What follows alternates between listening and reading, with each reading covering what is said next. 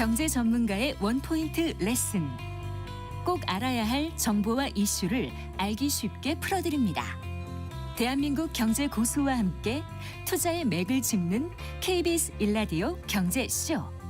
진행의 성기영 아나운서입니다.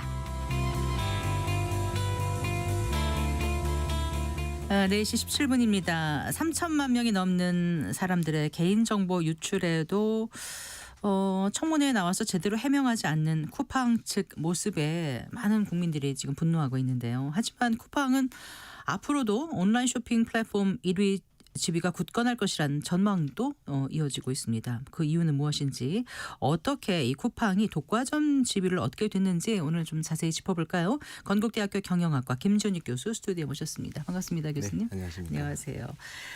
쿠팡의 대규모 해킹 사태가 일어난 지 지금 11월 29일인가 개인정보 유출 네, 맞습니다. 그게 알려졌지 않았습니까? 네. 근데 이제 얼마 되지도 않았는데 지금 네. 이렇게 일파만파 그 사태가 커지면서 네. 앞으로 이제 국내 이커머스 시장에 변화가 좀 있을까 이런 이제 생각도 해봤는데요. 그런데 또 막상 이렇게 네. 대규모 해킹 사태가 있었는데도 불구하고 이른바 그 탈팡, 네. 쿠팡이 많이 일어나지는 않는 것 같다, 이런 보도도 나오거든요. 왜 그러니까요. 그렇다고 보세요? 일단은 뭐 아직까지 데이터 수치상으로서는 뭐 네. 이렇게 탈팡이 이제 우리가 생각하는 것만큼은 나온 것 같지는 않습니다. 그래서 실제로 국민일보랑 RJ웍스에서 네, 모바일 인덱스 발표를 하면은요, 네, 개인정보 유출 사실 알려지고 한 지난 2주 동안에 네. 그 결제액을 보면은 오히려 전년도 대비해서 최대 35%까지 늘어났거든요. 그래요? 예. 그리고 그리고 또 저희가 보통 이제 플랫폼들을 네. 이렇게 평가할 때 중요한 또 수치 중에 하나가 그 방문자 수를 많이 보거든요. 네네. 그거 이제 데일리 방문자를 해서 DAU라는 표현을 많이 쓰는데, 네네. 데일리 액티브 유저라는 표현인데, 그거 역시도 늘어났어요. 전년도 대비해서. 근데 이게 그러면은 크리스마스고 연말이고 해서 늘어났냐? 그렇다고 보기에는 경쟁사들은 또 늘어나지 않았거든요. 그러니까 저희 입장에서는 이번에 탈팡이 좀 많이 일어나고 네. 상대적으로 2, 3위 경쟁사들의 좀 반사 효과가 좀 있을 거다라고 생각을 했는데, 네. 아직까지 현재까지의 한 데이터 수치에서는 좀 그렇게까지 많이 이렇게 변화는 없다. 오히려 그렇게 좀 보여집니다. 주위에 계신 분들 보면은 좀 탈팡한다, 나왔다 이런 분들 계시던데 예. 실제로는 그렇게 눈에 띌만하게 잡히지 않나 봐요. 뭐 이번에 또 청문회 이후로 또 대규모로 또 바뀌었을지 모르겠습니다만 지금 현재 그 개인정보 이슈 이후에 네. 2주 동안에는 좀 그런 형태를 보이고 있어요. 왜 그렇다고 보세요, 교수님? 그게 아무래도 이제 그 기본적으로 사실 우리가 이제 락인 효과라고 많이 표현하는 거, 락인. 네. 즉 이제 떠나기 어려운 구조로 만든 거거든요. 저희가 이제 쿠팡 같은 경우에는 단순한 낮은 가격뿐만 아니라 네. 여러 빠른 배송, 그리고 이제 특히 소비자가 열광하는 것 중에 하나가 무제한 반품. 그거를 좋아들 하더라고요. 맞습니다. 네. 예, 그러다 보니까 이런 게 여러 가지로 합쳐지면서 어떻게 보면은 우리가 정보 유출은 굉장히 불안한데 당장에 내가 내일 아침에 우유는 받아야 된다, 이런 생각이 좀 들다 보니까 네. 당장에 지금 현재는 뭐 마땅한 대체제를 찾기 전까지는 계속 현재 좀 머물고 있는 그런 모습이 아닌가, 좀 그런 생각이 듭니다. 이런 걸 저희가 보통 이제 결합형 가치 제한이라고 많이 표현을 하거든요. 결합형 가치 제한. 제한. 그러니까 소비자한테 네. 다양한 가치를 묶어가지고 제한을 주니까 네. 소비자가 움직이지 못하는 거예요. 도망가지 못하는 그래서 그 안에 거죠. 딱 갇혀버리는 거군요. 맞습니다. 락인. 네. 떠나기 어려운 그런 구조를 쿠팡이 지금 만들어놨다, 이 맞습니다. 말씀이신데, 실제로 이제 쿠팡이 국내 이커머스 시장에서 독보적인 1위 지위를 얻기까지 이른바 이제 아마존 전략을 맞습니다. 이제 공격적으로 써오면서 네. 시장 점유율을 확대했다, 이렇게들 얘기하고 있지 네. 않습니까? 그게 아마존 전략이 어떤 거고 구체적으로 어떤 거였는지 좀 자세히 말씀해 그러니까 사실 주세요. 쿠팡은 원래 아마존 전략을 쓰지는 않았어요. 원래 원래 아닌가요? 처음에는 원래 처음에는 그룹폰이라고 해서 네. 2010년도 초반에 좀 유행했던 소셜 커머스라는 게 있습니다. 네, 네. 그게 이제 여러 명이 모아가지고 모이면은 가격을 낮춰주는 그런 모델이었다가 네. 사실 그런 그 소셜 커머스가 미국을부터 시작해서 좀 많이 줄어들었어요. 그러면서 아마존의 모델로 피버팅을 하면서 지금의 쿠팡의 모습이 나와졌는데, 피버팅이라는 게 이제 돌아섰다는 말씀이신 거죠? 예, 네. 예. 근데 이제 그 아마존의 전략 중에서 한 크게 저희가 한 3-4가지 정도로 볼 수가 있는데, 네. 첫 번째가 뭐냐면은 아마존 전략은 극단적인 고객 중심입니다. 그러니까 우리가 보통 통사적으로 기업이라고 하면 네. 이익이라든지 경쟁자 대응이라든지 이런 걸 많이 하는데, 네. 아마존은 고객 가치 극대화에 굉장히 중심을 둬요. 그게 1순위다 보니까 네. 그런 부분에서 쿠팡이 상당히 그런 부분 많이 좀 따라한 것도 있고요. 그게 네. 어떻게 보면 락인 효과를 굉장히 크게 만들었죠. 그리고 그거를 위해 가지고 굉장히 장기주의 투자를 많이 합니다. 그래서 당장의 그런 현금 흐름화보다는 네. 미래 옵션 창출 거기에 뭐 이제 저희가 많이 얘기하는 물류센터라든지 네. 풀필먼트 그리고 또 이제 뭐 클라우드 AI 이런 게 다 포함되는 거거든요. 네, 네.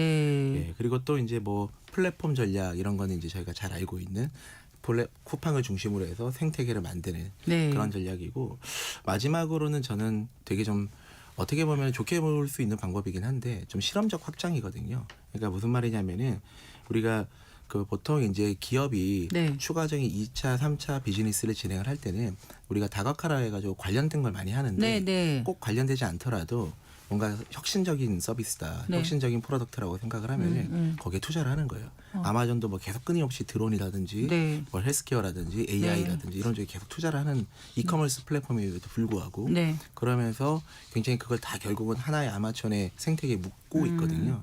그런 걸 굉장히 많이 좀 쿠팡이 뭐 쿠팡 플레이라든가 이런 맞습니다. 거 말씀하시는 예, 거예요? 예, 예. 아, 그렇군요. 이게 이제 아마존 전략. 굉장히 따라했죠. 쿠팡 플레이도 아마존 프라임 비디오 따라 계속 참고했고 네. 예, 그런 부분들이 많이 비슷하다고 보시면 그렇군요. 될 것 같습니다. 근데 처음에 굉장히 적자가 크지 않았나요? 이게 그렇죠. 오랫동안 이 적자 감내하면서 네, 네. 계속 지속할 수 있을까라는 네. 시각도 많았는데 네. 결국은 이제 시장 점유율이 점점 늘어나서 네. 이제 흑자 경영으로 돌아선 건가요? 그렇죠. 이게 지금 데이터를 보게 되면요. 23년도에 첫 연간 영업이익을 기록을 합니다. 네. 예, 그 이후로 계속 이용이 되면서 요새는 이제 흑자를 계속 보여주고 있는 모습을 보이는데 네. 뭐 제가 보기에는 경제적인 판단 관점에서 본다면은 어쨌든 지금 흑자가 나고 있고 네. 그게 연속성이 계속 보이고 있다 보니까 뭐 쿠팡의 전략이 뭐 결과적으로는 상당 부분이 그래도 좀 정합성을 갖췄다 표현을 할 수가 있지만 네. 사실 지금 같은 관점 특히 이제 이런 플랫폼 기업들은 우리가 단순히 그냥 기업의 이윤만 가지고 접근하기에는 오늘날은 좀 어폐가 있습니다. 왜 그러냐면은 플랫폼 기업은 대규모의 디지털 환경을 본인들이 세팅하고 생태계를 만들어버리는 형태거든요. 네. 그런가다 보면 하나의 본인들이 그런 준제도 책임의 역할을 같이 수행을 하고 됩니다. 그러니까 네. 준제도를 행위하는 거죠. 네. 적어도 우리 생태계 안에서는 네. 본인이 모든 걸 규칙도 정하고 룰도 정하고 네. 그러다 보니까 사회적 판단의 관점에서 본다면은 지금과 같은 사태가 나고 최근에 계속 쿠팡 이슈들이 있었던 걸 보면 네. 과연 이게 좀 정확한가에 퀘스천 마크는 좀 붙을 수 있습니다. 지금 좋은 제도라는 말씀하셨는데 그러니까 어떻게 보면 역으로 네. 이렇게 플랫폼을 키워준 국내 상황 이 자체가 결국 쿠팡의 몸집을 더 크게 만들어줬다 그러니까요. 이럴 수도 있을 정확한 것 같기도 말씀이죠. 하고요. 예, 예. 그동안 근데 불공정 거래라든가 수수료 문제 같은 불공정 행위에 대한 문제도 계속 지적돼 왔는데 이걸 다 넘어서 여기까지 왔단 말이에요. 그렇죠. 예, 맞습니다. 그래서 어쨌든 플랫폼의 순기능은 사실 분명히 있습니다. 그리고 많은 기업들이 그렇기 때문에 플랫폼 기업이 되고 싶어 하거든요. 실제로 대부분의 스타트업들이 꿈꾸는 방향이 플랫폼 생태계입니다. 그래서 본인이 그 이유가 뭐냐면은 플랫폼을 구축을 하게 되면은 네. 그 생태계 안에서 거래 비용도 낮추고 네. 더 많은 참여자도 만들고 네. 결국은 좀 긍정적인 선순환의 구조도 만들 수가 있지만 네. 다만 이제 플랫폼의 영향력이 커진 이후의 행태도 같이 고민을 해야 되는 거거든요. 네. 그러니까 기존에는 저희가 좀 너무 플랫폼의 그 순기능에 그러니까 스타트업들이 플랫폼을 확장하고 경쟁력을 갖추는 부분에 좀 포커싱이 좀 되어 있었다면은 이렇게 성장한 플랫폼에 대한 관리 관점에서는 조금 저희가 좀 부족함이 좀 있지 않았나 생각해 볼 수 근데 있습니다. 저는 교수님 말씀 중에서 아까 극단적인 고객 중심의 아마존 전략이 네. 확 와닿았거든요. 네. 어쨌든 이렇게 정보 유출까지 되고 문제가 되고 우려가 됨에도 불구하고 네, 네. 극단적으로 나한테 유리한 게 많았기 때문에 맞습니다. 안 떠나는 거 아니겠어요? 정확하세요. 그러다 보니까 아무래도 소비자 입장에서는 네. 어쨌든 나한테 지금 당장에 주어지는 가치가 크다 보니까 네. 쉽게 떠나기가 좀 어려운 부분이 그럼 소비자 측면에서 가장 긍정적으로 평가하는 부분은 어떤 부분이세요? 아무래도 이제 쿠팡이 이제 본인들이 이제 그 주장하는 것 중에 하나가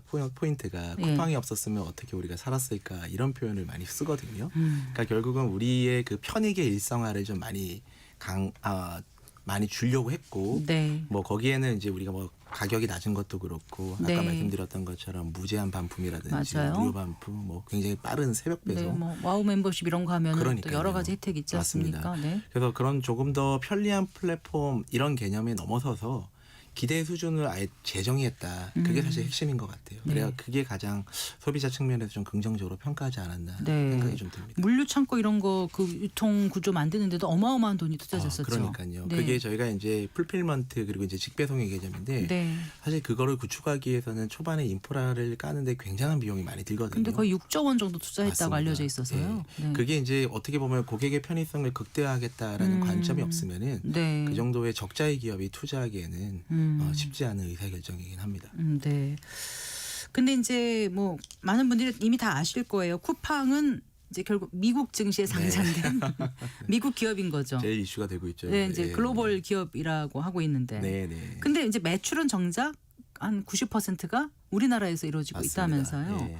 그럼 다른 나라에서도 계속 이렇게 개척 중인가요? 우리나라 같은 시장을 만들기 위해서 어떤 겁니까 지금 쿠팡? 그러니까 지금 이게 사실 좀 쿠팡의 논리가 네. 본인들은 이제 현재 그 델라웨어의 설립 미국 델라웨어 주에 대부분의 근데 스타트업들이 많이 델라웨어에 되어 있습니다. 네. 나스닥 상장사들이 많이 그렇게 되어 있고 여러 가지 델라웨어 주가 기업 프렌들리한 법을 내세우기 때문에 그래요. 그렇습니다. 네. 그렇기 때문에 델라웨어 주에 설립된 지주 회사고 본인들이 이제 미국 증시에 상장돼 있다고 하지만 네. 사실 매출의 90%가 한국이고 실제로 본인들도 그 쿠팡 의장부터 시작을 해가지고 우리가 쿠팡이 한국에서 성공한 스토리를 굉장히 강조를 많이 해요. 네.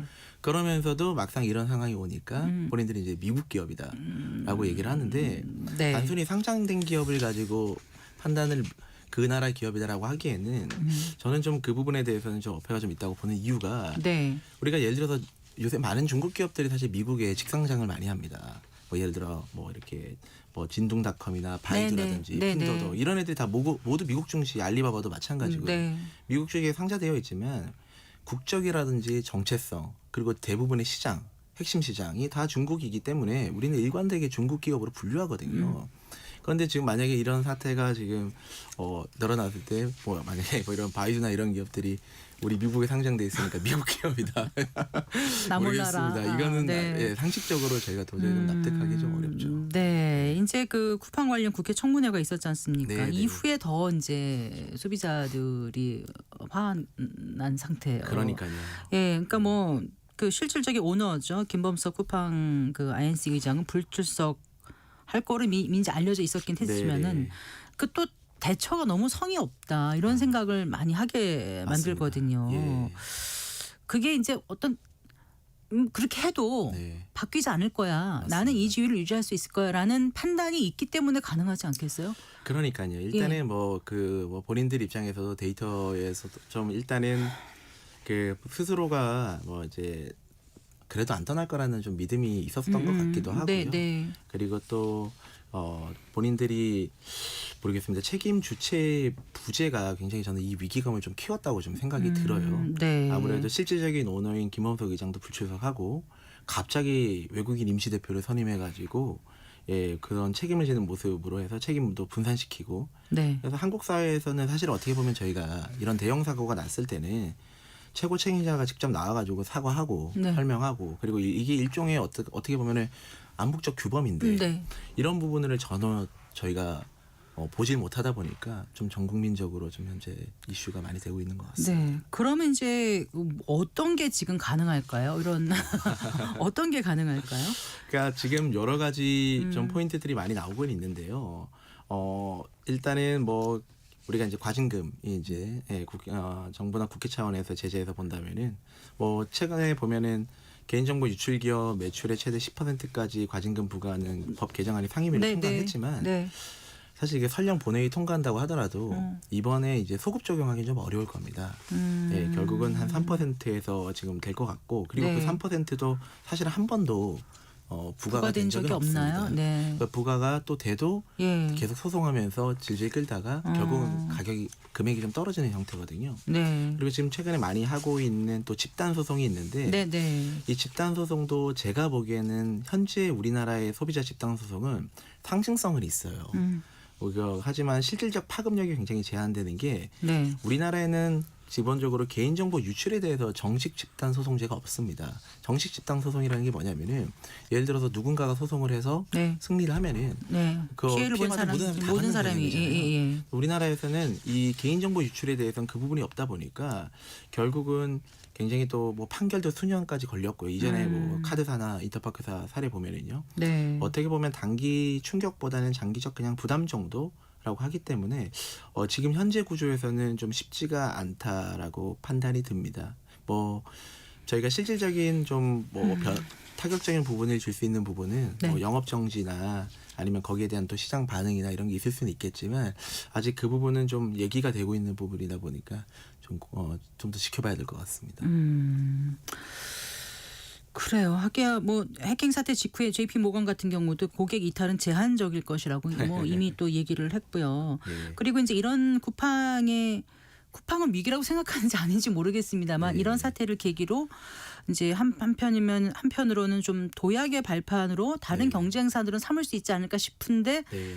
특별히 이렇게 눈에 띄는 온라인 그 유통 플랫폼의 움직임은 있는 건지 궁금합니다. 그러니까요. 사실 네. 그 JP 모건의 리포트가 좀 전국민적 분노가 좀 많이 만들긴 했었지만 예. 저희가 봤을 때는 그 앞서서 봤던 데이터를 보게 되면은요. 아직 단기적으로는 이게 소비자 보이콧이 어떻게 보면 이제 언론적으로 이제 바이럴은 좀 될 수가 있어도 네. 우리가 이제 쿠팡의 치명타가 될 가능성은 단기적으로는 그렇게 높지는 않습니다. 당장에 우리가 이게 불매가 어떻게 보면 좀 그 감정의 문제가 좀 있지만 네. 행동으로 좀 옮기기에는 구조적인 제약도 굉장히 크고요. 네. 아마 JP 모건도 그런 부분에서 고객의 이탈이 좀 제한적일 거다라고 판단을 했을 거라고 저는 보여지거든요. 네. 아무래도 이제 그 쿠팡이 초기에 많은 투자를 하면서 설치했던 그런 온라인 유통 구조, 특히 뭐 배송 속도나 반품 편의나 이런 멤버십 혜택이 복합적으로 결합된 쿠팡 중심 구조가 있다 보니까 우리가 단기간에는 이런 부분이 좀 어렵지만 이 구조가 또 영구적이라고 볼 수는 없거든요. 왜냐하면은 예. 쿠팡의 미흡한 대응이 반복되면 이제 불신도 올라가고 네. 그 사이에 경쟁사들이 충분히 대체 가능한 모델을 빠르게 만든다면은 구조가 또 개편될 수도 있지 않나 좀 보여집니다. 그 온라인 플랫폼 시장 독점 규제 및 공정거래에 관한 법률안 이거는 다 이제 뭐 안 된 거죠? 예, 아직까지는 예, 네, 그렇습니다. 예. 그 다른 나라는 어떻습니까? 그 미국이나 유럽 같은 경우에 네. 플랫폼 기업의 지위 남용에 대한 어떤 뭐 네. 제재라든가 이런 거가 있는지가 궁금해요, 교수님. 일단은 뭐 항상 특히 이제 그 플랫폼에 대한 거버넌스에 대한 얘기는 계속 나오고 있고요. 특히 유럽 쪽은 그 부분이 아무래도 유럽은 네. 본인들이 자체 플랫폼보다는 보통 이제 미국 플랫폼들이 유럽에서 대부분의 그 우위를 점하고 있다 보니까 네. 굉장히 그 잣대를 좀 엄격히 하고 있고요. 그거와 상관없이 특히 개인정보 침해 그리고 네. 또 이제 결국은 이렇게 되면서 주가가 떨어지면은 주주에게 또 자산 침해까지 들어가잖아요. 그런 부분에 대해서는 상당히 엄격하게 하고 있고 실제로 뭐 페이스북이나 이전 다른 기업들의 사례를 본다면은 거의 기본적으로 조 단위의 그런 벌금 부과가 굉장히 빈번히 일어나기 때문에 네. 우리나라는 좀 갭이 좀 있다고 보여집니다. 그 이제 쿠팡에 대한 영업 정지를 하게 되면 혹시 그 안에 쿠팡의 입점 업체라든가 뭐 네. 직원들의 피해가 오히려 있을 수 있다 이런 얘기 나오는데 이건 어떻게 보세요? 그게 굉장히 좀 저희가 좀 중요하게 봐야 되는 부분이라고 생각을 해요. 왜냐하면 플랫폼이라는 생태계 자체가 다양한 기업 그 참여자들이 있는 네, 형태단 네, 네. 말입니다. 그러다 보니까 우리가 좀 어떻게 보면은 그 쿠팡에 대한 제재 혹은 쿠팡에 대해서 이렇게 어떻게 보면 상벌에서의 그런 벌을 주는 부분이 있더라도 네. 그 안에 생태계에서 참여돼 있는 뭐 입점 업체라든지 노동자에게는 그게 전가되지 않도록 그러니까 그 제재가 그들에게까지 전가되지 않도록 제도적으로 완충 장치를 마련하는 게 굉장히 중요한 핵심이라고 보여지거든요. 그러니까 처벌의 강도보다 중요한 게 어떻게 보면 시장 생태계 자체는 네. 훼손되지 않도록 만들고 관리하는 게 어떻게 보면 정부의 역할이지 않을까 생각합니다. 쿠팡과 거래 중인 소상공인 파트너가 뭐 수십만이더라고요. 20몇만 명 이렇게 예, 지금 예. 잡히는데 주문 반품도 빠르지만 자신들에 대한 정산은 느리다. 이분들이 굉장히 불만도 많고 그렇더라고요. 네, 근데 맞습니다. 과연 어떤 제재가 정말 제재 당할 사람한테 그 무게가 오는 게 아니라 다른 쪽으로 전가되지 않게 하는 그런 방안을 좀 모색을 해야 될 것 같은데요. 맞습니다. 제재가 된다 하더라도 영업 정지가 얼마까지 나올 수 있는 거예요? 지금 법제도상 그거 한번 검토해 보셨나요, 교수님? 아니요, 제가 그거에 대해서는 구체적으로 검토는 해보진 못했습니다만, 네네. 제가 그냥 이제 개인적인 판단으로는 네. 영업 정지가 우리가 쿠팡이 아마 제재할 때 가장 긴장할 수 있는 부분이 아닐까 싶어요. 왜 말씀을 드리냐면, 네네. 어쨌든 사실 보완제가 완전히 없는 건 아니거든요. 그렇죠. 그러니까 지금 당장의 한두 달의 제재가 매출에 타격을 준다는 걸 넘어서서 그 사이에 2위, 3위 기업들이 빠르게 그 자리를 잠식할 수가 있는 겁니다. 네. 그러다 보면 우리가 보통 이커머스 플랫폼들을 이용하고 나서 그 다음부터 잘 우리가 스위칭을 잘 안 하는 이유가 어떻게 보면은 편의성 때문에 잘 바꾸지 않기 때문이거든요. 근데 내가 2위, 3위 업체들이 빠르게 자리를 잡아가지고 그걸 네. 쓰게 돼서 크게 차이가 없네라고 하면서 다시 네. 쿠팡으로 돌아가지 않는다면은 오히려 그게 더 쿠팡에겐 더 큰 타격이 될 겁니다. 아까 아마존 전략이라 하셨는데 아마존이 차지하고 있는 그 위상이 네, 공고하지 않습니까? 대단하죠. 그걸 뒤쫓아서 한 쿠팡 역시 지금 그런 네. 독점적 지위를 갖고 있는데 네. 정말 그야말로 쿠팡에 갇힌 세상이라고 할 정도로 네. 지금 쿠팡의 어떤 지배적인 어떤 그 맞습니다. 어떻게 보면 좀 남용 이런 부분도 없잖아 있어 보여요. 그래서 네. 이렇게 이제 플랫폼 문제를 앞으로 어떻게 해결하면 좋을지 갈 길이 좀 멀어 보입니다만 말씀을 해주신다면은요. 저는 그 쿠팡이 어떻게 보면 이런 독점적 플랫폼 지위를 얻은 게 우리 국민 덕분이라고 생각을 해요. 그리고 저는 네. 우리나라에서 굉장히 매출도 많이 냈었고 네. 정부에서 사실 쿠팡의 우리나라의 대표적인 유니콘 기업이라고 홍보도 많이 해줬고요. 그래도 우리 이전에 대통령실에서도 항상 이렇게 스타트업들 부를 때 많이 불렀잖아요. 저는 그런 부분들을 보면서 어떻게 보면은 쿠팡이 지금이라도 조금은 좀 국민적 불신도 좀 해소해주고 네. 책임 있는 자세도 취하고 우리나라의 좀 어떻게 보면 미국 기업이 아닌 우리나라에서의 그런 대표 스타트업으로서의 그런 책임 있는 자세를 지금이라도 좀 보여줘서 어떻게 보면은 그 한때 대한민국 대표 벤처 기업으로 좀 분류가 됐었던 그런 포지션을 다시 좀 해보겠으면 좋겠습니다. 한국에서의 많은 지지가 있었잖아요. 그렇습니다. 정부 지원도 그것 있었고요. 때문에 지금까지 네. 성장을 했던 거니까요. 네, 알겠습니다. 네. 잘 들었습니다. 고맙습니다. 네, 네. 건국대학교 경영학과 김준익 교수와 얘기 나눠봤습니다. 네.